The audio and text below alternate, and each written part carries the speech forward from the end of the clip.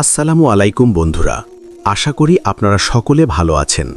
সূরা ইখলাস কোন সময় পড়লে সাথে সাথে ফল পাওয়া যায় এবং মনের সব আশা পূরণ হয়ে যায় জানলে অবাক হবেন।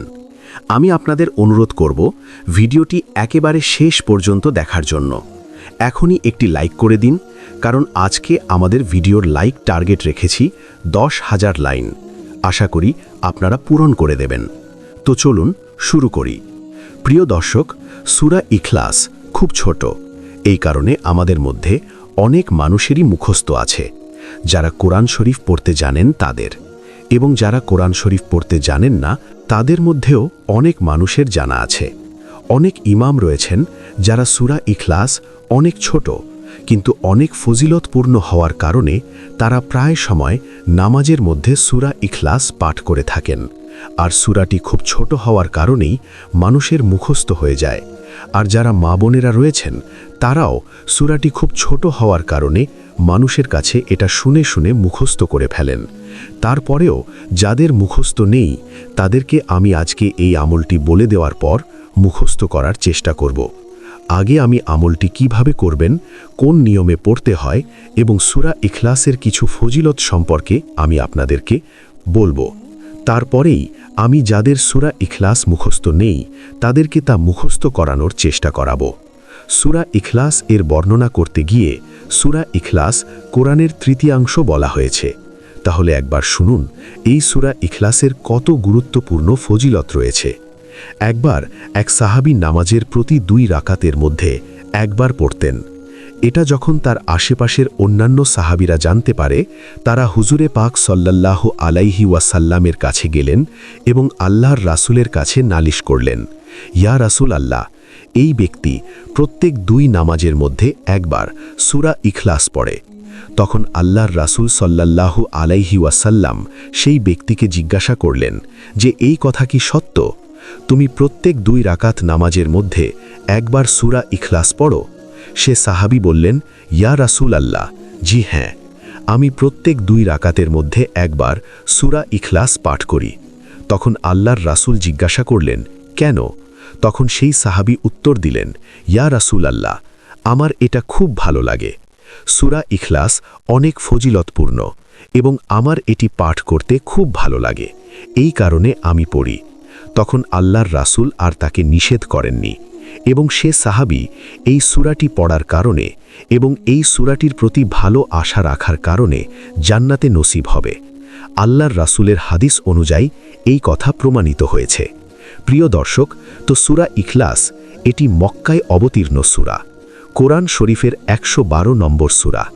আয়াত সংখ্যা হল 4 আর শব্দ সংখ্যা 15 এবং অক্ষর হল 47টি।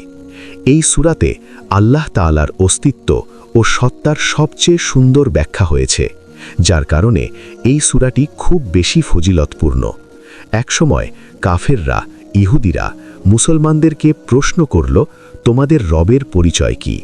তোমাদের আল্লাহর কি পরিচয়? সে কিসের তৈরি? সোনা, রূপা নাকি মাটির তৈরি? সে কিসের তৈরি? এ প্রশ্ন যখন মুসলমানদের করা হলো তখন তার জবাবেই এই সূরা ইখলাসটি নাজিল হয়েছে। হাদিসে এসেছে, যখন এক ব্যক্তি রাসূল সাল্লাল্লাহু আলাইহি ওয়াসাল্লামের কাছে গিয়ে জিজ্ঞাসা করলেন যে আমি সূরা ইখলাসকে ভালোবাসি, তখন আল্লাহর রাসূল বললেন, এই সূরাকে ভালোবাসার কারণে তুমি জান্নাতে যেতে পারবে। সুবহানাল্লাহ। মুসনদে আহমদ শরীফে এই হাদিসটি আছে। দর্শক, এখন আপনারা বুঝতে পারলেন তো এই সূরাটায় কত ফজিলতপূর্ণ। একবার রাসূল সাল্লাল্লাহু আলাইহি ওয়াসাল্লাম বললেন, তোমরা সবাই একত্রিত হয়ে যাও, আমি তোমাদেরকে কোরআনের 1/3 শোনাব। এরপর রাসূল সাল্লাল্লাহু আলাইহি ওয়াসাল্লাম সূরা ইখলাস তেলাওয়াত করা শুরু করলেন। এই হাদিসটি মুসলিম এবং তিরমিজি শরীফে রয়েছে। প্রিয় দর্শক, বিপদ আপদ, বালা মুসিবত এই সূরাটি পাঠ করলে আল্লাহ তাআলা তাকে বিপদ আপদ থেকে মুক্তি দিয়ে থাকেন।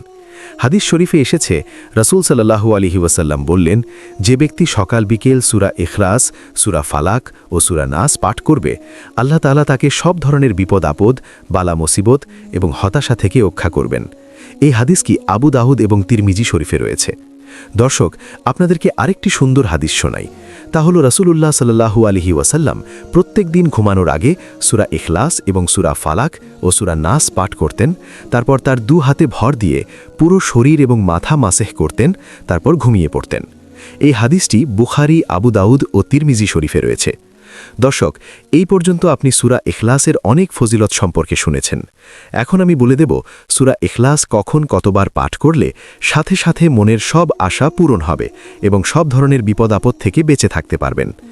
এখন আমি সূরা ইখলাসের এই আমল সম্পর্কে আলোচনা করব। দর্শক, তো এই সূরাটি আমল করার সময় হল শুক্রবার দিন আসরের নামাজের পর থেকে মাগরিবের নামাজের আগ পর্যন্ত। মাঝের সময়ে আপনি এই সূরাটি 3 বার বা 5 বার বা 101 বার পাঠ করবেন। পাঠ করার সময় আপনার সেই চাওয়া পাওয়াগুলো আপনার স্মরণে রাখবেন। ধরুন আপনি কোনো শত্রুর শত্রুতামি থেকে রক্ষা পেতে চান, তাহলে তার স্মরণ নিয়ে সূরা ইখলাস 3 বার, 5 বার বা 101 বার শুক্রবার আসরের নামাজের পরে মাগরিবের নামাজের আগ পর্যন্ত পাঠ করবেন। তাহলে ইনশাআল্লাহ আপনি অবশ্যই ফলাফল পাবেন, আপনি সেই শত্রুর শত্রুতামি থেকে রক্ষা পাবেন। আর যদি আপনি কোনো বালা মুসিবত কিংবা কোনো দুঃখ কষ্ট দূর করার জন্য এই আমলটি করতে চান, তাহলে সে বালা মুসিবতকে স্মরণ করে বা সে দুঃখ কষ্টকে স্মরণ করে আপনি শুক্রবার আসরের পর থেকে মাগরিবের আগ পর্যন্ত এই সূরাটি 3 বার, 5 বার বা 101 বার পাঠ করবেন। এখন যদি আপনার শুক্রবারের দিন এই আমলটি করতে মনে না থাকে, তাহলে কখন করবেন? তাহলে সেই আমলটি করবেন বৃহস্পতিবার আসরের পর থেকে মাগরিবের নামাজের সময়ের আগ পর্যন্ত। আর যদি আপনার সেদিনও এই আমলটি করতে মনে না থাকে, তাহলে আপনি এই আমলটি কখন করবেন? তাহলে এই আমলটি করার সময় হলো আপনি পুরো সপ্তাহের মধ্যে যখনই আপনার স্মরণে আসুক আপনি 2 রাকাত নামাজ পড়বেন। অর্থাৎ আপনি একটু ভালো মুহূর্ত বেছে নেবেন, তারপর 2 রাকাত নামাজ আদায় করবেন, তারপর ভালোভাবে মনোযোগ দিয়ে 3 বার, 5 বার অথবা 101 বার এই আমলটি করবেন, কোনো একটি উদ্দেশ্য মাথায় নিয়ে। অর্থাৎ আপনার ইচ্ছা ভাবার সাথে সাথে এই আমলটি করবেন, তাহলেই হয়ে যাবে। দর্শক, এইভাবে যদি আপনি ছেলে সন্তানকে ভালো রাখার জন্য বা স্বামী স্ত্রীর মধ্যে বেশি বেশি সম্পর্ক ভালোবাসা হবার জন্য এই আমলটি আপনি করতে পারেন। দর্শক, এখন যাদের সূরা ইখলাস মুখস্থ নেই, আমি তাদেরকে সহি শুদ্ধভাবে শেখানোর চেষ্টা করব। আপনারা আমার সাথে সাথে বলার চেষ্টা করুন। কুল হুয়াল্লাহু আহাদ, আল্লাহুস সামাদ, লাম ইয়ালিদ ওয়ালাম ইউলাদ ওয়ালাম ইয়াকুল লাহু কুফুয়ান আহাদ। প্রিয় ভিউয়ার্স, আমি আবারও বলছি, কুল হুয়াল্লাহু আহাদ, আল্লাহুস সামাদ, লাম ইয়ালিদ ওয়ালাম ইউলাদ ওয়ালাম ইয়াকুল লাহু কুফুয়ান আহাদ। এ সূরাটি কয়েকবার পড়লেই আমি আশা করি আপনার মুখস্থ হয়ে যাবে। আপনি মন দিয়ে মনোযোগ দিয়ে ভালোভাবে মুখস্থ করার চেষ্টা করুন। আমি আশা করি আপনি মুখস্থ করতে পারবেন এবং আপনার ইচ্ছা আকাঙ্ক্ষা অবশ্যই পূরণ হবে, এতে কোনো সন্দেহ নেই। কারণ কুরআনের আমল, কুরআন দোয়া কার্যকর হবে না এমনটা হতেই পারে না। আপনি যদি নিয়ম অনুযায়ী ভালোভাবে আমলটি করেন, তাহলে অবশ্যই আমলের ফল পাবেন। আর যদি আপনি এই আমলের নিয়মটি ভালোভাবে না শুনে থাকেন, তাহলে আমি অনুরোধ করছি আপনি ভিডিওটি আরও একবার দেখুন এবং নিয়মকানুনটি ভালোভাবে শুনুন, তারপর এই আমলটি করুন। দর্শক, এই পর্যন্ত আপনি জেনে নিলেন এই আমলটি কিভাবে করতে হবে এবং কখন করতে হবে এবং কোন সময়ে করতে হবে। সূরা ইখলাস সম্পর্কে সর্বশেষে একটি হাদিস শুনিয়ে আমি ভিডিওটি শেষ করব।